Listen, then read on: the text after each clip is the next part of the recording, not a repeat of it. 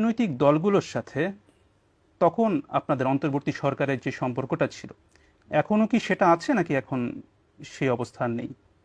আমার তো কোনো অবস্থানের পরিবর্তন হয়েছে বলে মনে হয় না। কেউ আমাকে অসমর্থন করছে এরকম তো কোনো খবর আমি পাইনি এখনো। সবাই সমর্থন করছে, সবাই চাচ্ছে যে সুন্দরভাবে দেশ চলুক। তাদের মধ্যে ঐক্য আছে, সবার মধ্যে ঐক্য আছে। রাজনৈতিক বক্তব্যের মধ্যে অনেক তফাৎ আছে, কিন্তু তার মানে এই নয় তার ঐক্যের মধ্যে ফাটল ধরেছে, এরকম কোনো ঘটনা ঘটেনি। বিএনপির যে ভারপ্রাপ্ত চেয়ারপারসন তারেক রহমান একটি বক্তব্যে বলেছেন যে অন্তর্বর্তী সরকারের নিরপেক্ষতা নিয়ে জনমনে সংশয় তৈরি হয়েছে। জনমনে ওনার মনে সন্দেহ হয়েছে কিনা এটি হলো কথা। কেন, মানে তাদের মনে কেন সন্দেহ তৈরি সে হবে? হয়নি তো, সে কথাই বলছি।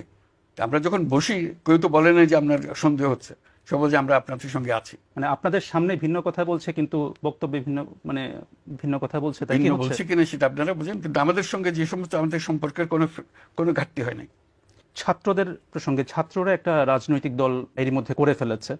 সে বিষয়ে কয়েকটি রাজনৈতিক দল, বিশেষ করে বিএনপির পক্ষ থেকে বলা হয়েছে যে, একটা অভিযোগ করা হয়েছে সরকার এখানে তাদেরকে সহায়তা করছে। সরকার কি সহায়তা করছে তাদেরকে বা না, করেছে? সরকার কোনো সহায়তা করে না। তিনজন ছাত্র প্রতিনিধি ছিল সরকারের ভেতরে, যিনি রাজনীতি করতে মনস্থির করেছেন তিনি সরকার থেকে ইস্তফা দিয়ে চলে গেছেন। উনি প্রাইভেট সিটিজেন হিসেবে রাজনীতি করবেন, এর কার বাধা দেওয়ার কি আছে?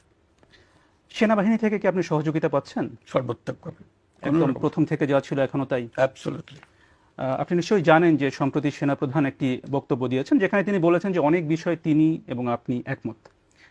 তার মধ্যে তার একটি বক্তব্য ছিল যে সবাই একসাথে কাজ না করতে পারলে বাংলাদেশের স্বাধীনতা এবং সার্বভৌমত্ব হুমকির মুখে পড়বে বা এটা বিপন্ন হতে পারে। আপনি কি এই বক্তব্যের সাথে একমত? এটা ওনার বক্তব্য, উনি উনি বলবেন। এটা আমার আমার ওনাকে এন্ডোর্স করা না করার কোনো বিষয় না এটা। না, যেটা যেহেতু তিনি বলছেন যে অনেক বিষয়ে কথা হয়, আপনি অনেক বিষয়ে একমত, অথবা এই যে স্বাধীনতা সার্বভৌমত্ব বিপন্ন হওয়ার কোনো সম্ভাবনা কি আছে কিনা, এটা সরকার প্রধান হিসেবে আপনি কি এটা তো বলেন? সব সময় থাকে। একটা পলাতক দল দেশ ছেড়ে চলে গেছে, তাদের নেতৃত্ব চলে গেছে, তারা সর্বাত্মক চেষ্টা করছে এটাকে আনসেটল করার জন্য। এটা তো সবসময় থ্রেট আছে, প্রতিক্ষণই আছে, প্রতি জায়গাতেই আছে। কাজে এটা তো সবসময় থাকবে। মানে হুমকিটা কি আপনি বলছেন আওয়ামী লীগ থেকে, ক্ষমতাচ্যুত আওয়ামী লীগ থেকে? অবশ্যই, এটা তো অবভিয়াস।